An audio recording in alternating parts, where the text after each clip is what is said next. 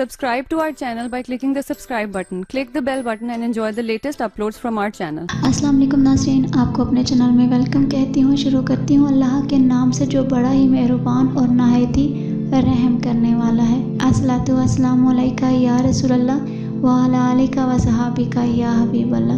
नाज़रीन, आज की इस वीडियो में मैं आपको बताऊँगी कि दिल को नरम करने का नुस्खा क्या है और जैसी नेमत वैसा हिसाब से क्या मुराद है। तो वीडियो का आगाज़ करती हूँ। हज़रत सुईद बिन गफला रज़ी अल्लाह अन्हु फरमाते हैं कि मैं अमीरुल मोमिनीन हज़रत मौलाए कायनात अली शेर खुदा रज़ी अल्लाह अन्हु की खिदमत इस सरापाए अज़मत में कोफा में हाज़िर हुआ। आप रज़ी अल्लाह अन्हु के सामने जो शरीफ की रोटी और दूध का एक प्याला रखा हुआ था।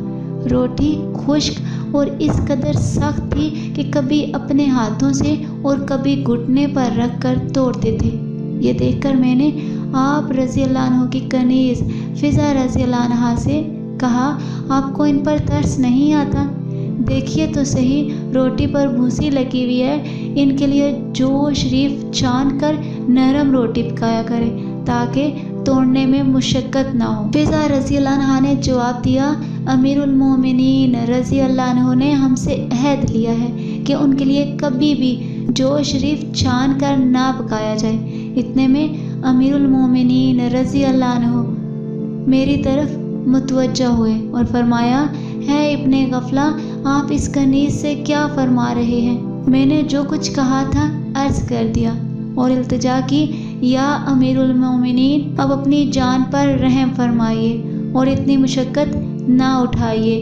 तो आप रज़ी अल्लाह अन्हु ने फरमाया, है इब्ने गफला, दो आलम के मालिक और मुख्तार मक्की और मदनी सरकार महबूबे परवरदिगार सल्लल्लाहु अलैहि वसल्लम और आपके अहलो अयाल ने कभी 3 दिन बराबर घी की रोटी शक्म से रोकर नहीं खाई और ना ही कभी आप सल्लल्लाहु अलैहि वसल्लम के लिए आटा छान कर पकाया गया।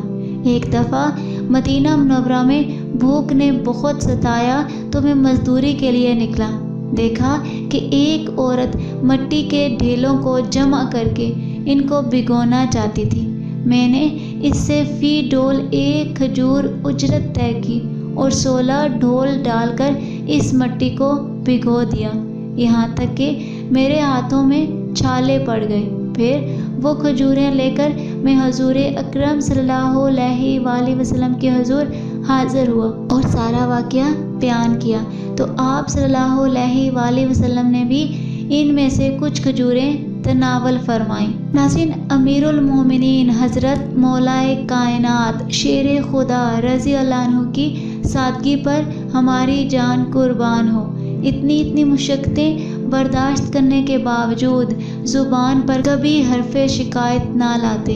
ग़ज़ा के साथ साथ आपका लिबास भी इंतहाई सादा हुआ करता था। एक बार आप रज़ी अल्लाह अन्हु की खिदमत में अर्ज़ की गई, आप अपनी कमीज़ में पेवंद क्यों लगाते हैं? फरमाया, इससे दिल नरम रहता है और मोमन इसकी पैरवी करता है, यानी मोमन का दिल नरम ही होना चाहिए। अमीरुल मोमिनीन हज़रत मौलाए कायनात हज़रत अली मुर्तज़ा शेर खुदा रज़ी अल्लाह अन्हु की खिदमत बाबरकत में एक बार खुश जायका फालूदा पेश किया गया।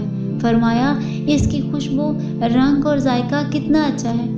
मैं इस बात को पसंद नहीं करता कि अपने नफ्स को ऐसी चीज़ का आदी बनाऊं जिसकी उसे आदत नहीं। नाज़रीन, अमीरुल मोमिनीन हज़रत मौलाए कायनात शेर खुदा रज़ी अल्लाह अन्हु की नफ्स कशी मरहबा। काश हम भी सख्त गर्मी में नफ्स के मुतालबे पर आइसक्रीम या फालूदा खाते और ठंडे मशरूबात घटाते वक्त अमीरुल मोमिनीन हज़रत मौलाए कायनात अलीउल मुर्तज़ा शेर खुदा रज़ी अल्लाह अन्हु की इस ईमान अफरोज़ हक़ाइक़ को भी कभी कभी याद कर लिया करें। याद रखिए, नफ्स को जिस कदर आसाइशों की आदत डाली जाए वो इसी कदर ढीठ और ऐश परस्त हो जाता है। जैसे जब पंखा ईजाद नहीं हुआ था उस वक्त भी लोग गुजारा कर ही लेते थे और आज बहुत सौ की एयर कंडीशन रूम में सोने की आदत पड़ गई है।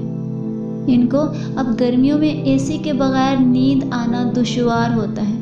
اسی طرح جو عمدہ اور لذیذ اور گرم گرم کھانوں کے عادی ہیں، تازہ کھانا دیکھ کر ان کا موڈ آف ہو جاتا ہے، بلکہ کبھی اتفاق سے گھر میں ان کی مرضی کے خلاف کھانا پیش کیا جاتا ہو تو بک بک کرتے، لڑتے جھگڑتے اور اپنے بچوں کی ماں بلکہ خود اپنی ماں سے معاذ باللہ الجھ پڑتے ہیں اور یوں دل آزاریوں کے کبیرہ گناہوں میں پڑ جاتے ہیں۔ ناظرین، ان لوگوں کے لیے میرا ایک مشورہ ہے کہ کبھی آپ نے اس طرح کی خطا کی ہے، توبہ کیجئے اور جس کی دل آزاری کی ہے اس سے معافی تلافی بھی فرما لیجئے، ورنہ اللہ کی ناراضگی کی صورت میں مرنے کے بعد سخت پچھتاوا ہوگا۔ یاد رکھیے، دنیا میں نعمت جتنی عمدہ ہوگی بروز قیامت اس کا حساب بھی اتنا ہی زیادہ ہوگا۔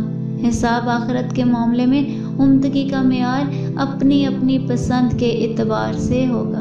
مثلاً جو چاول کی بجائے روٹی زیادہ پسند کرتا ہے، اس کے لیے چاول کے مقابلے میں روٹی بڑی نعمت ہے اور اسی مناسبت سے اسے روٹی کا حساب زیادہ، اور جو چاول کا شوقین ہوگا اس کے لیے روٹی کے مقابلے میں چاول کا حساب زیادہ۔ ناظرین، سورہ تکاثر کی آخری آیت کریمہ میں اللہ ارشاد فرماتا ہے، پھر بے شک ضرور اس دن تم سے نعمتوں کی پرسش ہوگی۔ یہ سوال ہر نعمت کے متعلق ہوگا، جسمانی اور روحانی ضروریات کی ہو یا عیش اور راحت کی، ٹھنڈے پانی، درخت کے سائے، راحت کی نیند کا بھی، جیسے کہ حدیث شریف میں ہے، اور نعیم کے اطلاق سے معلوم ہوتا ہے بغیر استحقاق جو عطا ہو وہ نعمت ہے۔ رب کا ہر عطیہ نعمت ہے، خواہ جسمانی ہو یا روحانی۔ جو نعمتیں ہماری کمائی سے ملیں، ناظرین، اس کی دو قسمیں ہیں، ایک کسبی، ایک وہبی۔ جو نعمتیں ہماری کمائی سے ملیں وہ کسبی ہیں، جیسے دولت، سلطنت وغیرہ۔ جو محض رب کی عطا سے ہوں وہ وہبی، جیسے ہمارے اعضاء، چاند، سورج وغیرہ۔ کسی نعمت کے متعلق 3 سوال ہوں گے۔ نمبر 1، کہاں سے حاصل کی؟ نمبر 2، کہاں خرچ کی؟